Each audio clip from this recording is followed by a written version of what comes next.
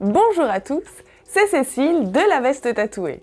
J'espère que vous allez bien et bienvenue dans cette 4e vidéo. Aujourd'hui, j'ai décidé de me concentrer sur le modèle Viva la Vida, la veste tatouée à l'effigie de Frida Kahlo. Je vous emmène donc avec moi au Mexique le temps de cette vidéo. Comme d'habitude, on va voir ensemble les sources d'inspiration du modèle, les aspects techniques et les messages derrière les motifs. Vous êtes prêts? Alors vamos! Le modèle Viva la Vida est un hommage à la célébrissime artiste mexicaine Frida Kahlo. Frida Kahlo est née au Mexique en 1906 et il mourra en 1954. Frida, c'est une femme au destin tragique, aux amours mouvementés, de convictions féministes et marquée par un fort désir d'émancipation dans une société mexicaine encore très machiste à l'époque. Le dessin du modèle Viva la Vida est directement inspiré d'un portrait de l'artiste, une photo prise par Nicolas Meuret en 1939 alors qu'elle avait 33 ans. Alors des photos de Frida sur internet, on en trouve des tas, mais celle-ci, elle m'a particulièrement plu parce que je trouve qu'elle n'a pas l'air de poser, mais elle a plutôt l'air d'être dans ses pensées, un peu comme ça, énigmatique. Si je vous mets la photo et la broderie côte à côte, on voit que j'ai gardé la pose de Frida, que j'ai modifié sa coiffure, ajouté des fleurs dans ses cheveux et également des animaux autour d'elle. Alors pourquoi des animaux? Eh bien tout simplement parce qu'ils faisaient vraiment partie de sa vie et qu'elle partageait cet amour des bêtes avec son mari, le peintre Diego Rivera. Ainsi, pour rendre hommage à Frida, j'ai voulu quelque chose qui lui ressemble et c'est pour ça que je suis partie d'une photo. J'ai voulu également créer un environnement dans lequel elle se serait sentie à son aise, fait donc de fleurs, d'animaux, comme sur l'un de ses fameux autoportraits.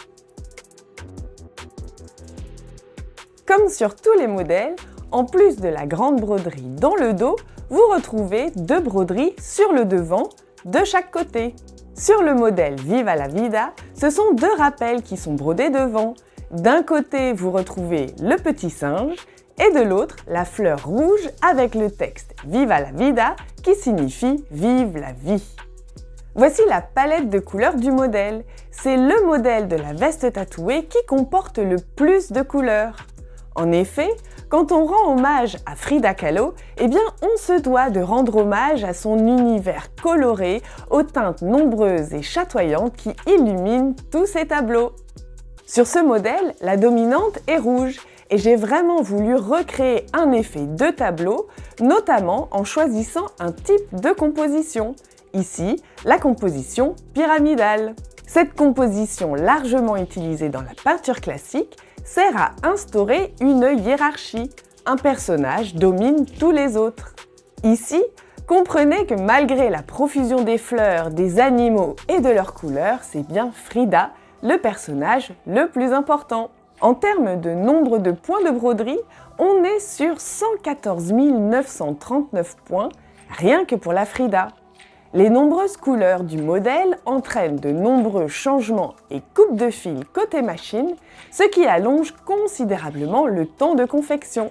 Ainsi, si on ajoute le texte Viva la Vida, les rappels sur le devant et l'œil, le logo de la veste tatouée, eh bien on est à presque une journée de travail pour réaliser le modèle dans sa totalité. Eh oui les gars, faut ce qu'il faut! Frida, c'est aujourd'hui une grande figure du féminisme, tant elle s'est souvent opposée à la psychorigidité de la société mexicaine, hermétique à l'émancipation des femmes. Frida, c'est aussi une femme de combat, engagée dans le combat politique, militante et progressiste. Elle est l'une des femmes les plus marquantes de l'ère révolutionnaire mexicaine. Frida, c'est aussi une icône de la mode et ses tenues chatoyantes ont souvent inspiré de nombreux grands créateurs. Enfin, et surtout, Frida, c'est aussi un symbole de pugnacité et de résilience. Après une maladie d'enfance et un terrible accident, elle continuera de se battre de toutes ses forces pour peindre, étudier, voyager. En somme, tout au long de sa vie, malgré son corps malade et cassé, elle voudra la liberté et le plaisir. Alors voilà, on y est. Quand on porte une veste tatouée à l'effigie de Frida Kahlo, c'est ce message de force et de combativité qu'on arbore fièrement. C'est cette capacité à continuer de dire « vive la vie » même lorsque celle-ci est semée d'embûches. Viva la vida, c'est enfin le nom d'une œuvre très importante. Il s'agit en effet du titre de l'ultime tableau de Frida Kahlo qui, en dépit de la dégradation de son état de santé, rend un puissant hommage à la vie. Respect Frida! Un grand merci à tous pour avoir visionné cette vidéo. Bien sûr et comme toujours, je vous rappelle qu'on n'est pas obligé de connaître la symbolique des motifs pour craquer sur un modèle de la veste tatouée. On peut juste trouver ça agréable à regarder, sentir qu'on a du style avec et penser que consommer éco-responsable, c'est toujours décidément une très bonne idée. Pour finir, n'hésitez pas à aller faire un tour sur la boutique en ligne pour découvrir tous les autres modèles. N'hésitez pas également à m'envoyer un petit message pour tous vos projets sur mesure. N'hésitez pas non plus à liker cette vidéo, à poster vos commentaires pour me dire ce que vous en pensez et sur quel modèle vous aimeriez avoir une analyse. N'hésitez pas enfin à vous abonner à la chaîne et à partager son lien. Quant à moi, je vous dis à très bientôt pour une autre vidéo. Merci à tous et à très vite!